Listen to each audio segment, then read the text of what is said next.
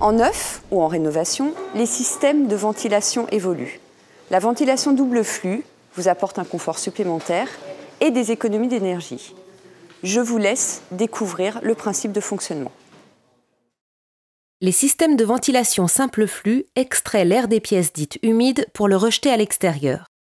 Cet air extrait contient de la vapeur d'eau et divers polluants qu'il est nécessaire d'évacuer pour la bonne santé et le confort des occupants, ainsi que pour la salubrité du bâti.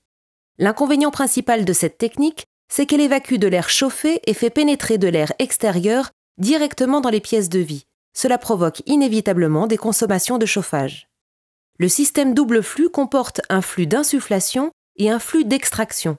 On distingue bien deux flux, ce qui explique le terme double flux. Ces deux flux se croisent dans le caisson de VMC double flux. Dans ce caisson, l'air extrait transmet sa chaleur à l'air neuf grâce à un échangeur sans qu'il y ait de mélange entre ces fluides. La chaleur de l'air extrait, habituellement perdue, sert ici à préchauffer l'air neuf.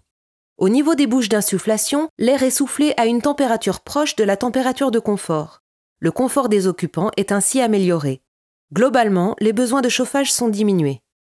Le réseau de gaines, composé d'un réseau d'air neuf, d'un réseau d'insufflation, d'un réseau d'extraction et d'un réseau d'air rejeté, complexifie la mise en œuvre du système, particulièrement en rénovation. L'usage de gaines isolées, la recherche de parcours de gaines avec le moins d'accidents, mais aussi le bon positionnement des différentes bouches, sont autant d'éléments déterminants pour garantir un niveau d'économie maximale et un confort incomparable. De même, pour optimiser les performances du système, il est très important de limiter au maximum les entrées d'air parasites et donc de rechercher la meilleure étanchéité à l'air de la construction.